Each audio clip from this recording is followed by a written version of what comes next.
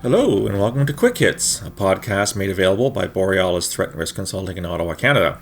Hello there, my name is Phil Gurski, president of Borealis.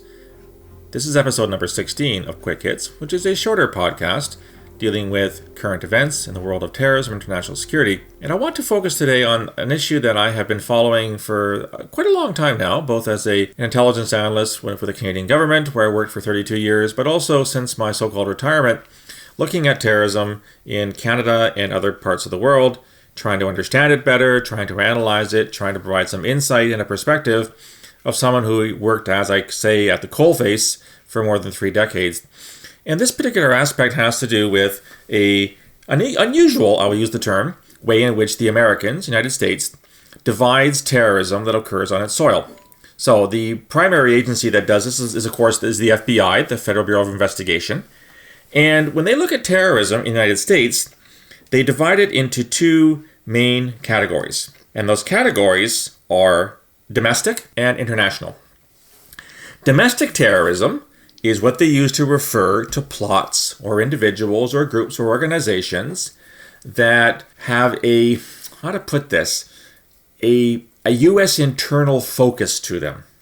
I'll get back to that in a second.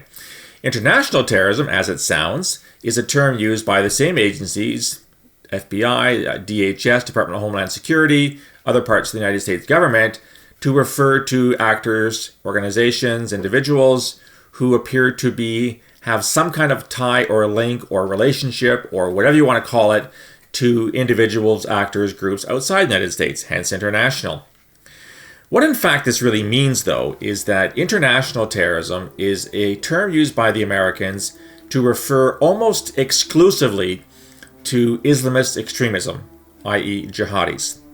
Whereas domestic terrorism is used, again, almost exclusively to refer to what we, meaning Canada and much of the rest of the world, would call far-right terrorism, or white nationalist terrorism, or white supremacist terrorism, or neo-Nazi terrorism, a bunch of terms that are being used, and they all have their issues, and we can talk about that at some point. I really think this is the wrong way of looking at things.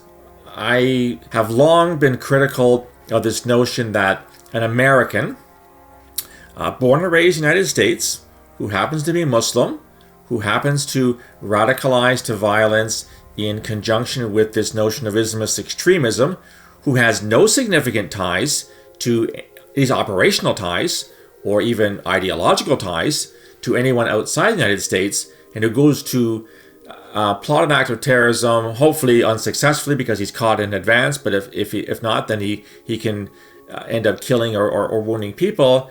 He is an international terrorist. Whereas you get some white supremacists like, Dylan Roof, for example. He was the guy in North Carolina a couple of years ago who shot up a prayer meeting, who was labeled a domestic terrorist, even though there are lots of white supremacists outside the United States. In fact, if you follow the scholarship and reporting over the past couple of months and years, what we are learning is that there is a very broad-based and strengthening network of this type of extremism, again, white nationalism, white supremacism, call it what you will, that goes far beyond the borders of the continental United States.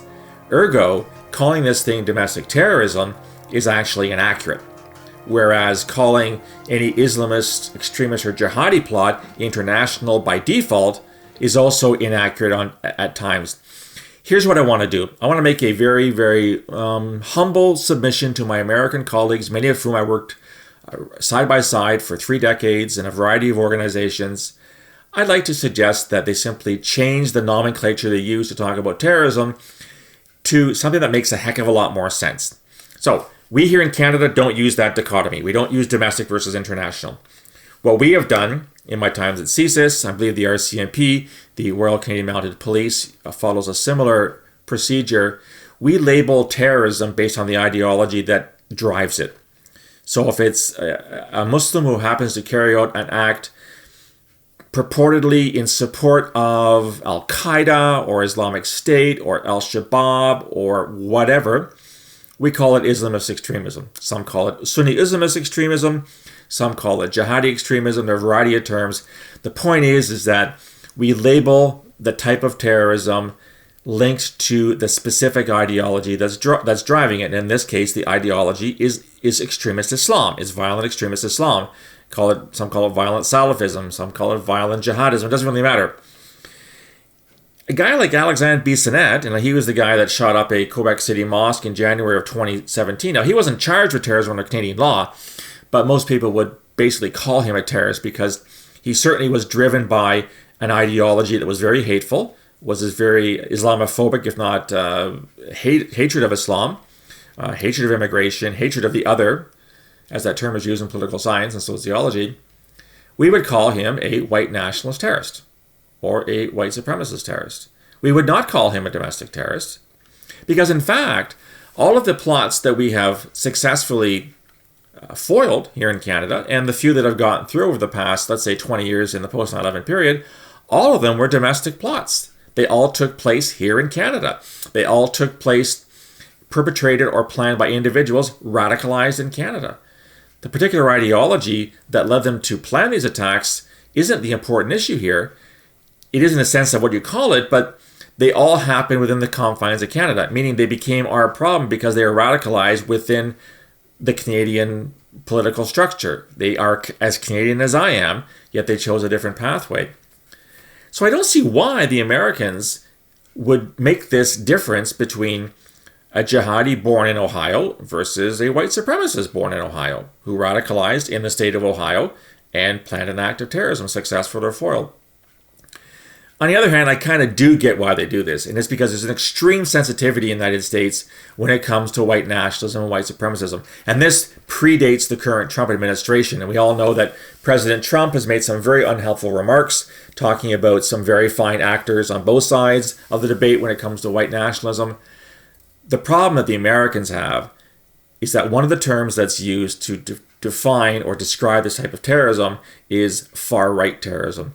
And of course, the right, meaning the right wing or the right part of the political spectrum, is a very, very powerful actor in the United States. We have a right-wing president right now. The Republican Party is going further right as time goes on.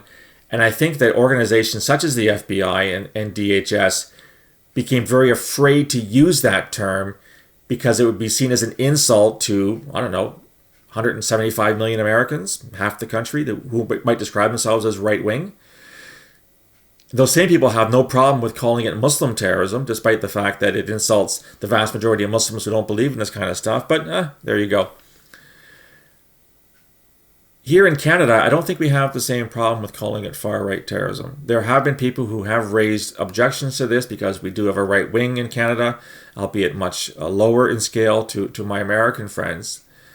But in the United States, this is a different issue. In fact, it's got so bad back in the late 2000s that an old colleague of mine from the Department of Homeland Security who wrote a paper expressing the concern that some members of the U.S. military might engage in far-right terrorism at some point in their lives. And this would be a very scary possibility given that these guys were armed to the teeth and had training in how to use weapons. He was excoriated by the Republican Party in Congress. How dare you slam the reputations of fine American soldiers who've laid their lives down or risked their lives for our country. What an insult to their memories and to the sacrifices they have made. And so the DHS, they spiked that paper. They removed it. And the particular analyst actually quit. I think he was under so much pressure. I don't have all the details, but he actually left DHS because of what happened to his theory about far-right terrorism. This is why I think they use the term domestic. But from an analytic perspective, from a perspective of trying to understand the phenomenon and compare this phenomenon to other phenomena, it is an inaccurate term and it is not helpful. I have no delusions that what I say today is going to affect how the Americans brand this type of terrorism. I'm just saying it's wrong. The important thing is not whether it's domestic or international. The important part is where it takes place, where the people actually carry out their attacks. Anyway, that's my views on the matter.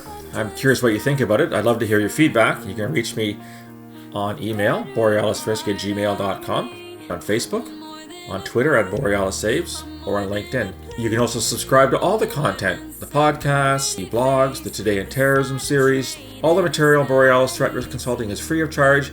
Just go to the webpage, www.borealisthreatrisk.com, go to the subscribe section, fill in your information, and you'll receive all this material free of charge to your inbox.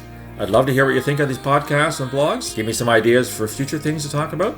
Far too many topics out there. It's hard to keep up with them all, but I'd love to hear what you'd like to hear about. Until next time, I hope to talk to you soon. Stay safe.